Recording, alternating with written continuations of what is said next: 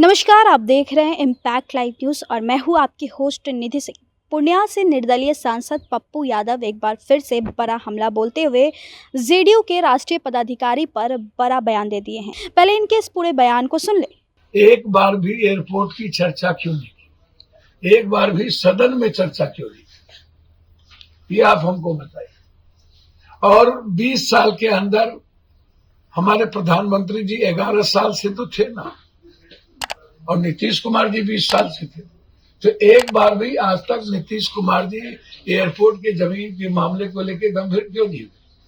वो तो हमारे नेता, सांसद, प्रतिनिधि वहां पर हम लोगों ने और गांव के लोगों ने हमको कॉपरेट किया कि जब पप्पू यादव आ गए तो हम जमीन देने को तैयार हैं। इसके पहले तो आपने जमीन के लिए लाठी गोली तक चलाई थी, लोगों को जेल में बंद किया था।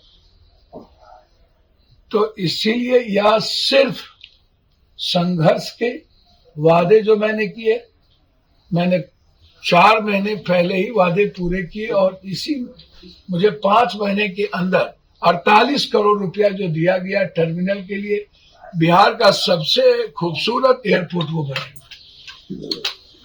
मैं इसीलिए बधाई देता हूं। जिसका सपना हम कभी शरद यादव जी के समय, अटल जी के पहले, अटल जी से लेके आज तक हमने प्लेन भी शुरू की थी, और 20 साल पप्पू यादव के वहां नहीं रहने से एमपी इन बातों को दबा दिया गया था। एक बार भी लोकसभा में ये चर्चा नहीं उठी, सदन में ये मामला नहीं उठा। एक बार भी 11 साल प्रधानमंत्री रहने के बावजूद भी कभी इस बात का जिक्र नहीं हुआ। एक बार अमित शाह जी ने तो यहां तक कह दिया था कि एयरपोर्ट शुरू हो गए, जबकि जमीन अधिग्रहण भी नहीं हुआ था। नीतीश कुमार जी 20 साल रहे, लेकिन कभी एक बार भी पूर्णिया जमीन के बारे में चर्चा तक नहीं।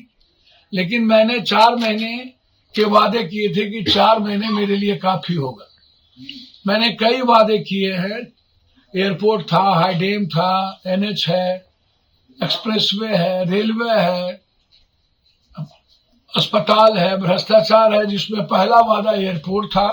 मैं लगभग 5 वादे अपने पूरा कर चुका हूं, 4 महीने में 5। और पूर्णिया सीमांचल को इतिहास में नंबर 1 करना, मेरे पास सारे चिट्ठी हैं। 20 दिनों के लोकसभा में पप्पू यादव ने सारी बातें उठाई थी।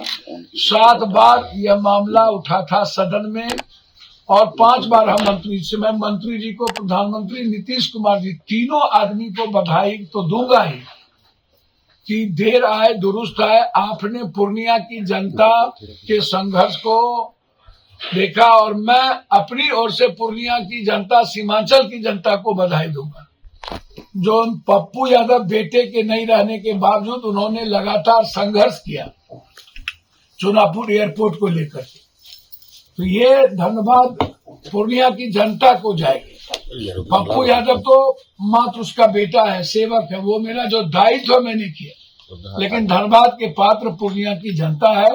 पूर्णिया को, पूर्णिया परिवार को मेरा प्रणाम है कि हम लोग ये विक्ट्री जीत गए। 48 करोड़ रुपया मुझे मिला। जो मैं दरभंगा के तट पर एयरपोर्ट चलाने की बातचीत की थी, वह स्वीकार किया गया। इससे बड़ी खुशी मेरे लिए कुछ नहीं। इसीलिए आज पटना के हमारे सारे साथियों ने गौरवान्वित महसूस किया। आज हम लोग पूर्णिया की जनता के लिए केक काटे। जिस तरीके से पैसे की लूट, आडंबर, नफरत पैदा किए गए, मैं खास तौर पर झारखंड के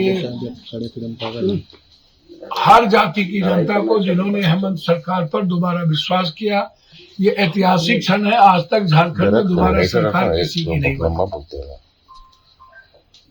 और ये मुंह खाने पड़े गुंडे लोगों को, बाहर से आने वाले, जो गिद्ध दृष्टि जिनकी थी। हम लोग परिवार बनकर के चुनाव लड़े, और मुझे उम्मीद ही नहीं है, हम 50 के लगभग सीट ला करके हम दोबारा सरकार बनाएंगे।